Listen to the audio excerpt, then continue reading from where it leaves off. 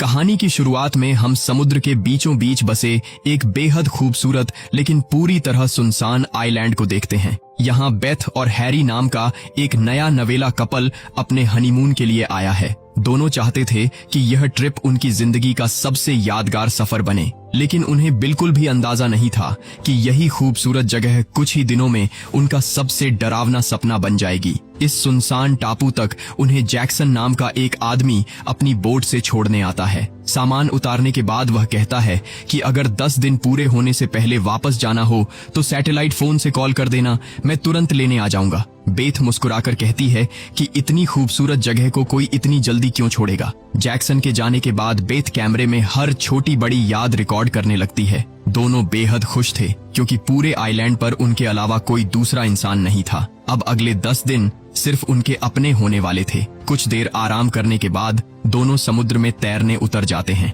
काफी देर तक मस्ती करने के बाद वापस बीच पर आते हैं और वहीं बैठकर रोमांटिक पल बिताने लगते हैं। बातों बातों में दोनों को नींद आ जाती है, लेकिन जब उनकी आंख खुलती है तो सामने का नजारा देखकर दोनों सन्न रह जाते हैं। रेत पर किसी अनजान इंसान के पैरों के निशान बने हुए थे जो बिल्कुल उनके पास से होकर गुजरे थे। दोनों उन निशानों का पीछा करते हुए जंगल तक पहुंचते हैं, लेकिन जैसे ही जंगल के अंदर कदम रखते हैं पैरों के निशान अचानक गायब हो जाते हैं। अब सवाल यह था कि जब यहाँ उनके अलावा कोई नहीं है तो यह निशान आए कहां से। काफी देर तक तलाश करने के बाद भी उन्हें कुछ नहीं मिलता। आखिरकार दोनों इस बात को नजरअंदाज करके अपना टेंट लगाने में लग जाते हैं। उन्हें लगा शायद वे बेवजह ज्यादा सोच रहे हैं। रात होते ही हैरी आग जलाने के लिए सूखी लकड़ियां लेने जंगल में चला जाता है। तभी उसकी नजर कुछ पुरानी हड्डियों पर पड़ती है। वह समझ नहीं पाता कि ये किसी इंसान की है या किसी जंगली जानवर की। उसी समय उसे ऐसा महसूस होता है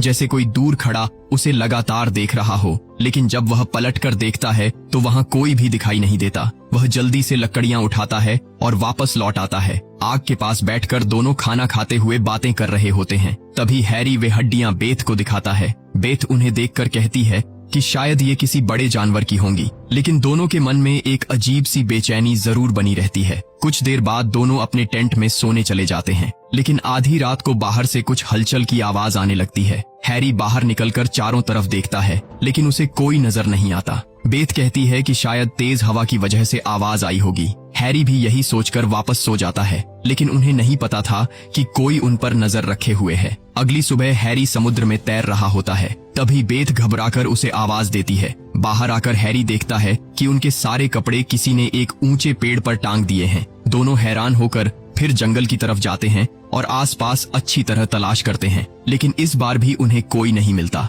आखिर में वे खुद को समझा लेते हैं कि शायद किसी बंदर ने यह सब किया होगा। इसके बाद दोनों फिशिंग करने निकलते हैं। तभी हैरी का पैर गलती से एक स्टोन फिश पर पड़ने ही वाला होता है कि बेथ तुरंत उसे रोक लेती है। वह बताती है कि इस जहरीली मछली के कांटे लग जाएं तो इंसान आधे घंटे के अंदर मर भी सकता है। यह सुनकर हैरी भी सावधान हो जाता है। दोनों आराम से मछलियां पकड़ते हैं और फिर समुद्र में तैरने लगते हैं। तभी अचानक जंगल की तरफ से किसी के दर्दनाक रोने की आवाज सुनाई देती है। आवाज का पीछा करते हुए दोनों जंगल के अंदर पहुंचते हैं। वहां उन्हें एक बहुत पुराना और टूटा फूटा घर दिखाई देता है। इतने सुनसान आइलैंड पर किसी का घर देखकर दोनों हैरान रह जाते हैं। हिम्मत करके दोनों घर के अंदर जाते हैं। वहां एक पुराना बिस्तर और कई साल पुराना सामान रखा होता है। पूरा माहौल बेहद डरावना लग रहा था। बेथ डर कर बाहर निकल आती है, लेकिन हैरी अंदर जाकर एक और छोटा कमरा देखता है। वहां दीवार पर बनी एक अजीब पेंटिंग में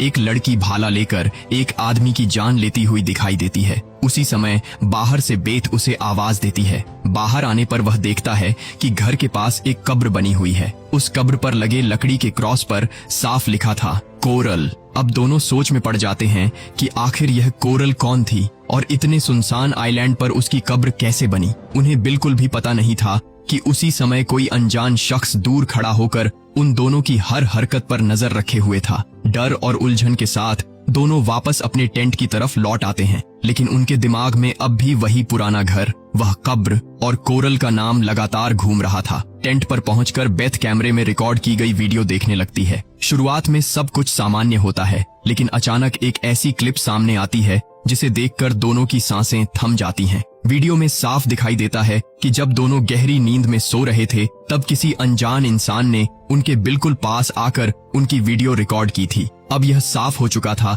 कि इस सुनसान आइलैंड पर उनके अलावा भी कोई मौजूद है और वह लगातार उन दोनों पर नजर रख रहा है। यहीं से उनकी खूबसूरत छुट्टियां धीरे धीरे एक खौफनाक डर में बदलने लगती हैं। वीडियो देखने के बाद बेथ पूरी तरह डर जाती है और तुरंत इस आइलैंड से निकलने की जिद करने लगती है, लेकिन हैरी उसे समझाता है कि हो सकता है कोई उनके साथ सिर्फ मजाक कर रहा हो।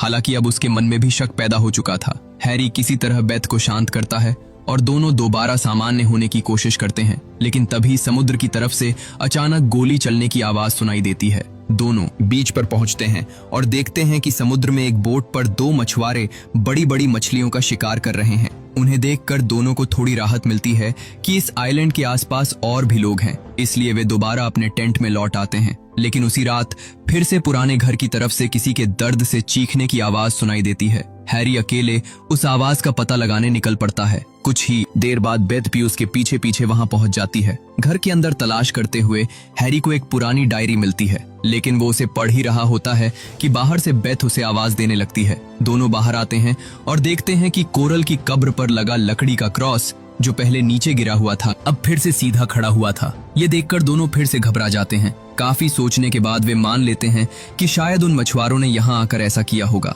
इसके बाद दोनों वापस टेंट पर लौटते हैं और आग जलाकर वहीं सो जाते हैं। अगली सुबह जब उनकी आंख खुलती है तो टेंट के चारों तरफ बहुत सारे सी क्यूकम्बर्स लटके हुए दिखाई देते हैं। ये देखकर हैरी समझ जाता है कि अब ये सब किसी का मजाक नहीं हो सकता। इसी वजह से वो तुरंत यहाँ से निकलने का फैसला करता है, लेकिन तभी दोनों को पता चलता है कि उनका सैटेलाइट फोन गायब हो चुका है। अब उनकी आखिरी उम्मीद भी खत्म हो गई थी। मजबूर होकर दोनों उन मछुआरों के पास जाते हैं और उनसे फोन के बारे में पूछते हैं, लेकिन भाषा अलग होने की वजह से कोई भी किसी की बात नहीं समझ पाता। बात इतनी बढ़ जाती है कि हाथापाई शुरू हो जाती है। मछुआरे बेथ के साथ भी बदतमीजी करने की कोशिश करते हैं। किसी तरह दोनों वहां से बचकर निकल आते हैं। बाद में चुपके से वे उन मछुआरों के बैग भी चेक करते हैं, लेकिन फोन वहां भी नहीं मिलता। इसके बाद हैरी अकेले तैरकर उनकी बोट तक पहुंच जाता है। वो रेडियो से जैक्सन को संपर्क करने की कोशिश करता है, लेकिन खराब सिग्नल की वजह से कोई जवाब नहीं मिलता। इसी दौरान पीछे से कोई आदमी आता है और हैरी के सिर पर जोरदार वार करके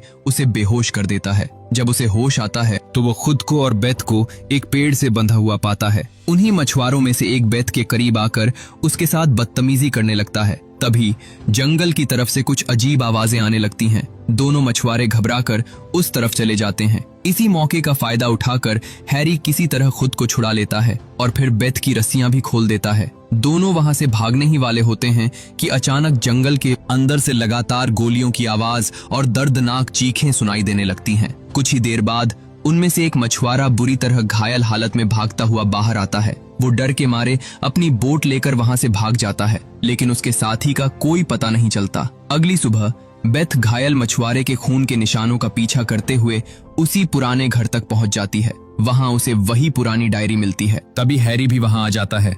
बेथ डायरी पढ़कर हैरी को बताती है कि कई साल पहले कोरल नाम की एक लड़की इस आइलैंड पर फंस गई थी। 7 आदमियों ने उसके साथ बेहद बुरा व्यवहार किया और आखिर में उसे मार डाला, लेकिन मरने के बाद कोरल की आत्मा वापस लौट आई और उसने उन 7 से एक एक करके बदला लिया। डायरी में यह भी लिखा था कि उसके बाद जो भी आदमी इस आइलैंड पर आता है वो उसकी आत्मा से बचकर जिंदा वापस नहीं जा पाता। बेथ इस पूरी कहानी पर यकीन करने लगती है, लेकिन हैरी इसे सिर्फ एक डरावनी कहानी मानकर हंस देता है। वो कहता है कि अगर ये सब सच होता तो हम दोनों अब तक जिंदा कैसे होते। हैरी वहां से चला जाता है, जबकि बेथ कोरल की कब्र को साफ करके उसके ऊपर कुछ सीपियां सजाने लगती हैं। उसी समय उसे घर के अंदर से किसी के रोने की आवाज सुनाई देती है। दूसरी तरफ हैरी अकेला बीच पर बैठकर गाने सुन रहा होता है। तभी उसे महसूस होता है कि कोई उसके बिल्कुल पीछे खड़ा है, लेकिन जैसे ही वो पलट कर देखता है वहां कोई नहीं होता। रात को बेथ फिर से हैरी को समझाने की कोशिश करती है कि इस आइलैंड पर सचमुच कुछ बहुत खतरनाक है, लेकिन हैरी अब भी उसकी बात मानने को तैयार नहीं होता। दोनों के बीच बहस होती है और आखिरकार वे सो जाते हैं। लेकिन आधी रात को हैरी एक डरावना सपना देखकर अचानक उठ बैठता है। बेथ भी जाग जाती है। जब दोनों टॉर्च लेकर बाहर आते हैं तो उनके होश उड़ जाते हैं। वहां पहले से 2 नई कब्रें बनी हुई थीं और ये देखकर पहली बार हैरी के चेहरे पर भी साफ डर दिखाई देने लगता है। अगली सुबह बेथ और हैरी पूरी तरह टूट चुके होते हैं। बेथ डर के मारे रो रही थी, जबकि हैरी समझ नहीं पा रहा था कि आखिर उनके साथ हो क्या रहा है। सैटेलाइट फोन पहले ही गायब हो चुका था और अब इस आइलैंड से निकलने का कोई रास्ता भी नहीं बचा था। तभी उनकी नजर आसमान में उड़ते एक प्लेन पर पड़ती है। दोनों तुरंत लकड़ियां इकट्ठा करके आग जलाने की कोशिश करते हैं ताकि धुएं का सिग्नल देखकर शायद कोई उनकी मदद के लिए आ जाए। इसी दौरान हैरी को सैटेलाइट फोन की घंटी सुनाई देती है। वो आवाज का पीछा करते हुए अकेला उसी पुराने घर तक पहुंच जाता है। अंदर जाकर वो देखता है कि फोन जमीन पर रखा हुआ था। जैसे ही हैरी कॉल रिसीव करता है, दूसरी तरफ से दर्दनाक चीखें सुनाई देने लगती हैं। ऐसा लग रहा था जैसे कोई लड़की मदद के लिए चिल्ला रही हो और कुछ लोग उसके साथ बेरहमी कर रहे हों। ये सब सुनकर हैरी बुरी तरह घबरा जाता है और फोन नीचे फेंक देता है। उसी पल उसके सामने कोरल की भयानक आत्मा दिखाई देती है। पहली बार उसे देखकर हैरी की रूह कांप जाती है। इससे पहले कि वो वहां से भाग पाता, कोरल चाकू से उस पर हमला कर देती है और कुछ ही पलों में हैरी की दर्दनाक मौत हो जाती है। दूसरी तरफ बेथ जब काफी देर तक हैरी को वापस नहीं देखती तो टॉर्च लेकर उसे ढूंढने निकल पड़ती है। वह उसी पुराने घर तक पहुंचती है, लेकिन अंदर हैरी कहीं दिखाई नहीं देता। जैसे ही वो बाहर निकलती है, उसकी नजर कोरल की कब्र पर पड़ती है। वहां हैरी की लाश हवा में लटक रही थी। ये खौफनाक मंजर देखकर बेथ के पैरों तले जमीन खिसक जाती है और वो बेहोश होकर वहीं गिर पड़ती है। अगली सुबह जब उसे होश आता है तो हैरी की लाश वहां से गायब होती है। वो घबराकर भागते हुए बीच पर पहुंचती है और लकड़ियों में आग लगाने लगती है ताकि किसी तरह मदद मिल सके। तभी उसकी नजर समुद्र की तरफ जाती है। वो देखती है कि कोरल की आत्मा पानी के ऊपर खड़ी उसे देख रही है। गुस्से और डर में बेथ उसकी तरफ दौड़ पड़ती है और चीख कर पूछती है कि आखिर उसे क्या चाहिए। लेकिन भागते भागते उसका पैर पानी में छिपी एक स्टोन फिश पर पड़ जाता है। जहरीले कांटे उसके पैर में धंस जाते हैं। कुछ ही सेकंड में जहर पूरे शरीर में फैलने लगता है और वो दर्द से तड़पने लगती है। बेथ किसी तरह घिसटते हुए वापस बीच तक पहुंचती है। उसे याद आ जाता है कि स्टोन फिश का जहर इंसान को आधे घंटे के अंदर मार सकता है। अब वो समझ चुकी थी कि उसका अंत भी तय हो चुका है। मौत को सामने देखकर उसकी आंखों के सामने हैरी के साथ बिताए हर खूबसूरत पल एक एक करके गुजरने लगते हैं। वो बस आसमान की तरफ देखती रहती है और धीरे धीरे उसकी सांसें हमेशा के लिए थम जाती हैं। इसके बाद पूरे 10 दिन बीत जाते हैं। तय समय पर जैक्सन अपनी बोट लेकर बेथ और हैरी को वापस लेने उसी आइलैंड पर पहुंचता है। लेकिन जैसे ही वो बीच पर उतरता है, उसकी नजर टेंट के पास बनी 2 नई कब्रों पर पड़ती है। ये देखकर वो घबरा जाता है और पूरे आइलैंड पर उन्हें ढूंढना शुरू कर देता है। आखिरकार वो उसी पुराने घर तक पहुंचता है। वहां उसे वही पुरानी डायरी मिलती है। जैसे ही वो उसे उठाकर पढ़ने लगता है, अचानक उसे एहसास होता है कि उसके पीछे कोई खड़ा है। जब वो पलट कर देखता है तो उसके होश उड़ जाते हैं। उसके पीछे बेथ खड़ी थी, लेकिन अब वो पहले वाली बेथ नहीं रही थी। असल में बेथ की मौत हो चुकी थी और उसकी कब्र भी कोरल की कब्र के पास ही बनी हुई थी। यानी अब वो भी कोरल की तरह इसी आइलैंड की एक भटकती आत्मा बन चुकी थी। अब इस रहस्यमयी टापू पर कोरल अकेली नहीं थी। जो भी इंसान यहाँ गलती से कदम रखेगा, उसका सामना अब एक नहीं बल्कि 2 खौफनाक आत्माओं से होगा। इसी के साथ इस रहस्यमयी और खौफनाक कहानी का अंत हो जाता है। अगर आपको ये मूवी एक्सप्लेन पसंद आया हो तो वीडियो को लाइक जरूर करें। ऐसी ही जबरदस्त हॉरर, सर्वाइवल और मिस्ट्री मूवीज की शानदार हिंदी एक्सप्लेनेशन देखने के लिए हमारे चैनल को सब्सक्राइब करें और बेल आइकन जरूर दबाएं ताकि आने वाली कोई भी वीडियो आपसे मिस न हो।